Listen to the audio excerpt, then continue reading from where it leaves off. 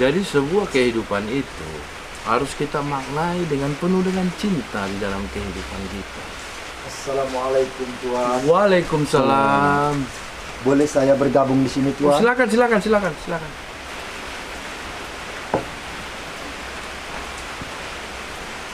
Boleh saya duduk Tuan? Silakan.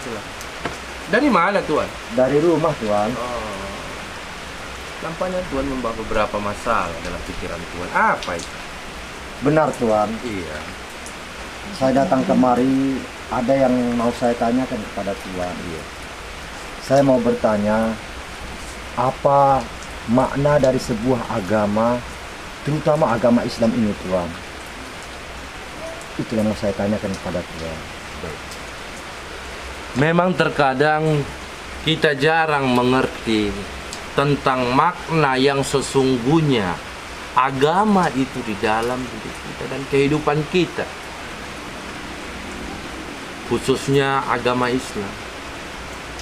Allah menitipkan agama kepada Rasulnya Nabi Muhammad SAW, yaitu Islam, agama yang rahmatan lil alamin, rahmat sekalian alam.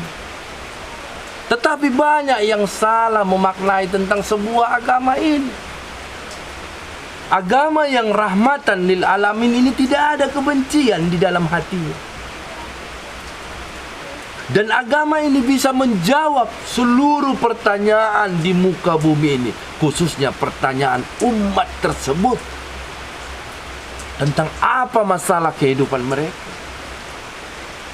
Agama ini bukan hanya sebuah cerita.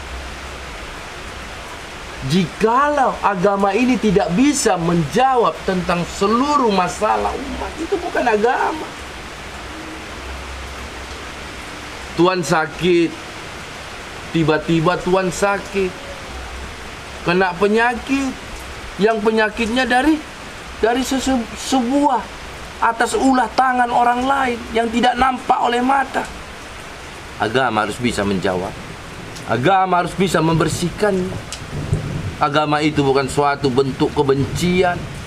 Jikalau seorang pemimpin agama masih ada kebencian di dalam dirinya, masih ada kesombongan di dalam hatinya, itu bukan seorang yang beragama, tapi seseorang yang masih menyelibuti tubuhnya dengan pakaian agama tapi tidak beragama.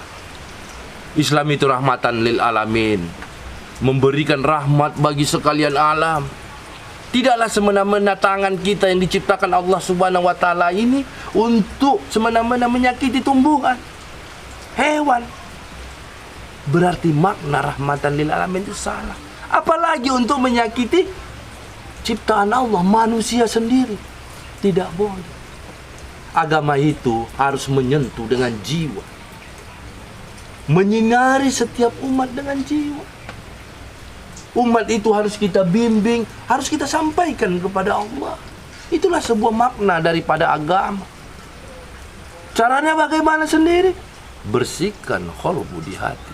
Ada mursyid atau guru yang tempat kita belajar, yang menyampaikan kita serta apa yang kita pelajari itu sesuai dengan kaedah-kaedah agama itu sendiri. Bukan kholu, masih bicara. Mari kita sabar, tapi kita tidak pernah sabar. Itu bukan agama. Atau kita menceritakan tentang sesuatu, menceritakan tentang kata si ini, itu masih sebuah cerita. Tapi apa cerita kita kepada umat ini? Apa cerita kita di alam ini nanti yang kita titipkan kepada anak dan cucu kita? Jadi makna sebuah agama itu adalah sebuah yang bisa menjawab seluruh pertanyaan umat dan menjiwa yang menyinari seluruh alam semesta ini. Itulah agama, Tuhan.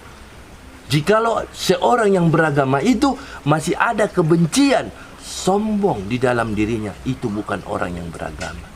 Karena sifat itu adalah sifat syaitan. Tidak ada kebencian di dalam agama itu. Rasul juga menyampaikan agama Islam ini dengan penuh cinta dan kasih sayang. Rasul dengan sabar menyampaikan dengan cintanya kepada seluruh umatnya tanpa memikirkan dirinya, tanpa memikirkan bagaimana lapar yang ditanggungnya. Tapi dengan cinta yang diberikannya seluruh umat manusia ini, sampai saat ini kita masih mengenal yang namanya Islam rahmatan lil alamin. Berbuatlah di dunia ini selagi hayat kita masih ada. Berbuat apa? Berbuat kebaikan yang mewarnai di setiap hati-hati manusia. Saya rasa begitu Tuhan untuk mengenang sebuah agama. Selanjutnya Tuhan bisa belajar bagaimana untuk membersihkan jiwa, supaya ilmu itu bukan hanya sekedar kata-kata. Terima kasih Tuhan atas apa yang telah Tuhan sampaikan kepada saya. Mudah-mudahan saya dapat mengamalkannya. Insya Allah. Ada lagi yang Tuhan ingin pertanyakan kepada saya? Ada Tuhan. Apa itu? Saya mau menanya Tuhan, bagaimana menyikapi ujian yang telah diberikan Allah kepada hambanya, apalagi ujian itu berat Tuhan. Makna daripada ujian yang Tuhan maksudkan ini bagaimana? Kalaulah istri kita selingkuh Tuhan, Iya. apa yang harus kita perbuat Tuhan? Baiklah. Terjadinya sebuah perselingkuhan di rumah tangga, mungkin apa yang dicari oleh istri Tuhan tidak dapat di dalam diri Tuhan.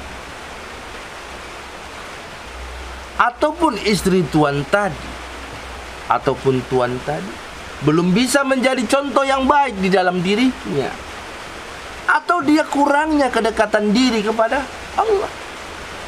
Itu jangan disalahkan si istri, salahkan diri kita. Kenapa? Kita belum bisa menjadi contoh imam yang bagus di dalam rumah tangga. Tapi ada juga yang kedua, mungkin Allah ingin memberikan yang terbaik kepada diri kita.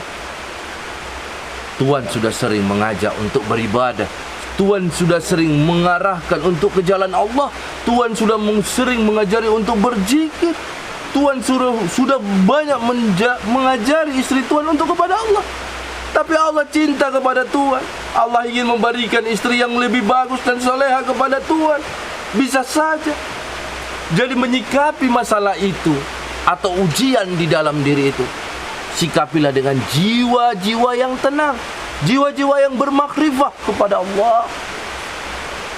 Jikalau Tuhan selalu mendekatkan diri kepada Allah, pasti Allah juga akan dekat kepada Tuhan.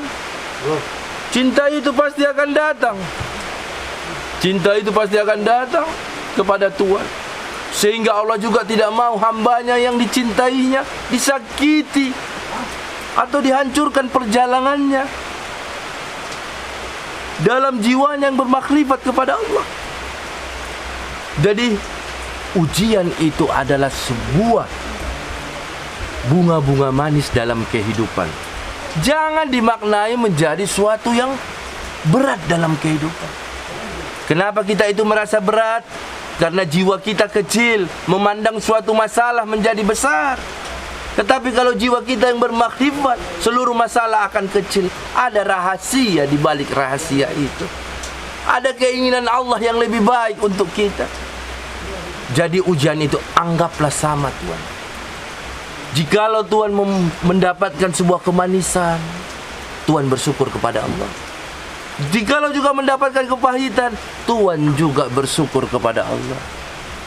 Andai saja sebuah masalah itu menjadikan Tuhan lebih dekat kepada Allah, masihkah Tuhan protes dengan masalah itu? Atau sebuah sakit yang Tuhan rasakan menjadi sebuah kecintaan dan mendekatkan diri kepada Allah, apakah Tuhan masih protes akan hal itu? Pahit dan manis sama Tuhan, hitam dan putih sama. Hati orang yang bermakrifat itu tiada lalai kepada Allah, menerima segala apa yang diberikan Allah, karena kita adalah seorang hamba di muka bumi ini. Terserah engkau saja ya Allah, jikalau itu menjadikan cintaku lebih dekat serta jiwaku lebih dekat kepadamu ya Allah. Bagaimana Tuhan? Terima kasih Tuhan atas penjelasan Tuhan. Alhamdulillah, mudah-mudahan di hujan yang barokah ini kita mendapatkan semuanya ketenangan jiwa dengan atas dan bimbingan mursyid kita di tarekat Naksabandia ini. Amin. Assalamualaikum warahmatullahi wabarakatuh. Waalaikumsalam.